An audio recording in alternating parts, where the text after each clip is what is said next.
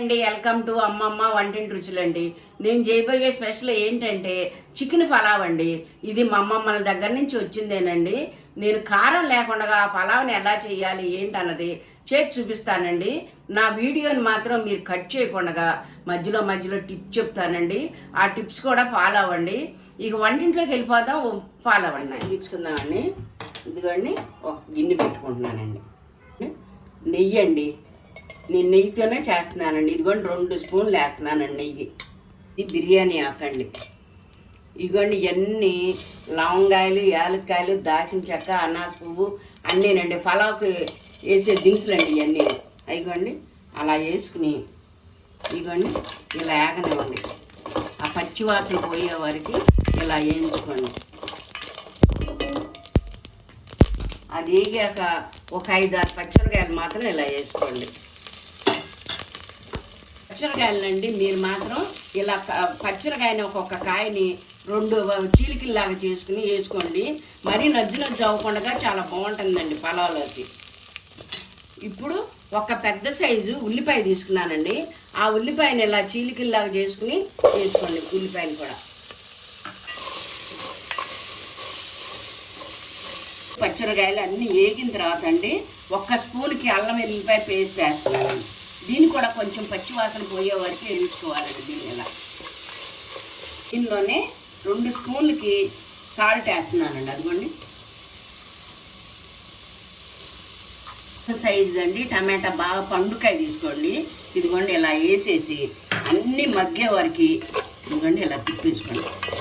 ఇలా తిప్పుని మూత పెట్టుకోండి. మూత పెట్టేసుకున్నామండి. మూత పెడితే బాగా మగ్గి ఉల్లిపాయ అన్ని పచ్చిగా లేకుండా ఉంటాయండి. ఉల్లిపాయ ముక్కలు, టమాటా ముక్కలు అన్నీ బాగా మగ్గినాయి లేవో చూసుకుందామండి. ఇదిగోండి బాగా మగ్గినాయండి. మగ్గిన తర్వాత మీరు ఏం చేస్తారంటే, నేను 1/2 కేజీ చికెన్ తీసుకున్నానండి. బోన్లెస్ అయినా బాగుంటుంది, బోన్స్తోనే బాగుంటుందండి. ఇదిగోండి 1/2 కేజీ చికెన్ని దీనిలోకి వేసేస్తున్నానండి.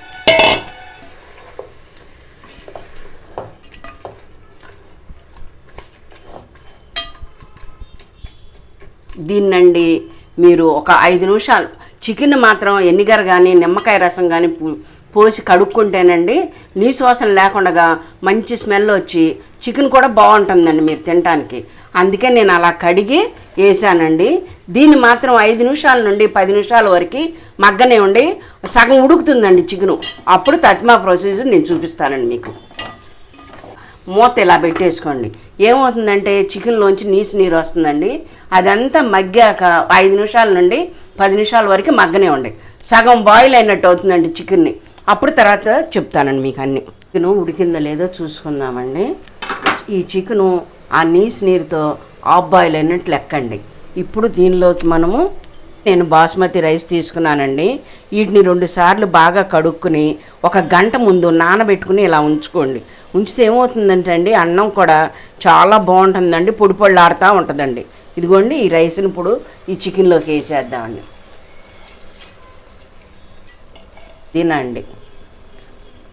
పుదీనా మీ ఇష్టం అండి, ఎంతైనా వేసుకోవచ్చు. ఇదిగోండి కొత్తిమీర ఒక 1/4 కట్టకు తీసుకున్నానండి. చాలా బాగుంటుందండి కొత్తిమీర కూడాను. ఇదిగోండి ఇది గరం మసాలా అండి. ఇదే మంచి స్మెల్ వస్తుందండి. గరం మసాలా 1/4 టేబుల్ స్పూన్కే వేస్తున్నానండి నేను. దీన్ని మీరు బాగా రైస్ వేసాక బాగా తిప్పబాకండి. తిప్పితే ఏమవుతుందంటే అండి రైస్ అంతా ముక్కలుగా అయిపోయి పలావ్లాగా కనిపించదండి మీకు. ఏదో మెత్తగాను మామూలు రైస్ తిన్నట్టు ఉంటుందన్నమాట. ఇదిగోండి అలా నేను 1/2 కేజీ బియ్యానికండి ఇదిగోండి వాటరు 2 గ్లాసులు పోసుకుంటున్నానండి.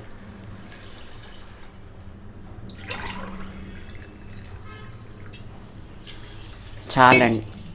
1 కప్పు రైస్ తీసుకున్నారనుకోండి, ఆ కప్పు రైస్కి 1.5 కప్పు వాటర్ పోసుకోండి. అప్పుడు మీకు పలావు చాలా బాగా వస్తుందండి పొడి పొడిలాడుతూ. ఇలా అయిపోయిన తర్వాత ఒక 5 నిమిషాల నుండి 10 నిమిషాల వరకు బాగా మగ్గనిద్దామండి.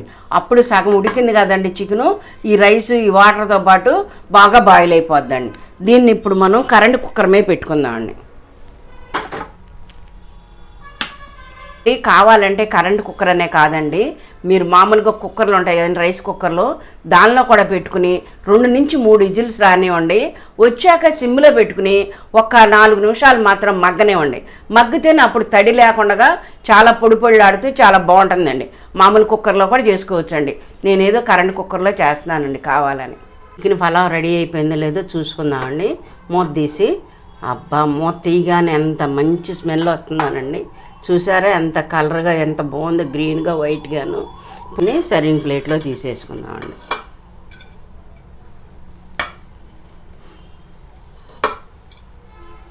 చూసారా ఎంత పొడి పొడిలాడితే ఎంత బాగుందో చూడటానికేను.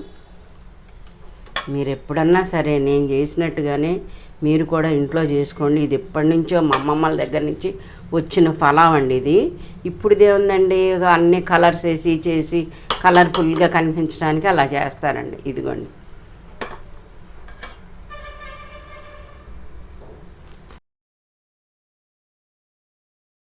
అండి, ఇది ఎలా ఉంది ఏంటన్నది టేస్ట్ చేసి చెప్తానండి.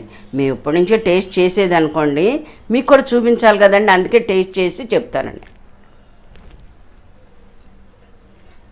చాలా బాగుందండి, స్పైసీగాను. ముక్కలు అవి బాగా ఉడికి ఆ ముక్కకి ఉప్పు పచ్చిమిరకాయ ఘాటు అన్నీ బట్టి చాలా టేస్ట్గా ఉందండి. మీరు కూడా ఇంట్లోనండి ట్రై చేసి అది ఎలా ఉంది ఏంటన్నది నాకు కామెంట్ చేస్తేనే కదండి దాని టేస్ట్ తెలిసేది. నా వీడియోని మీరందరూ షేర్ చేసుకోండి, లైక్స్ కొట్టండి. నా ఛానల్ని చూడని వారు, కొత్తగా చూసేవారు ఉంటే సబ్స్క్రైబ్లు మాత్రం మర్చిపోబోకండి.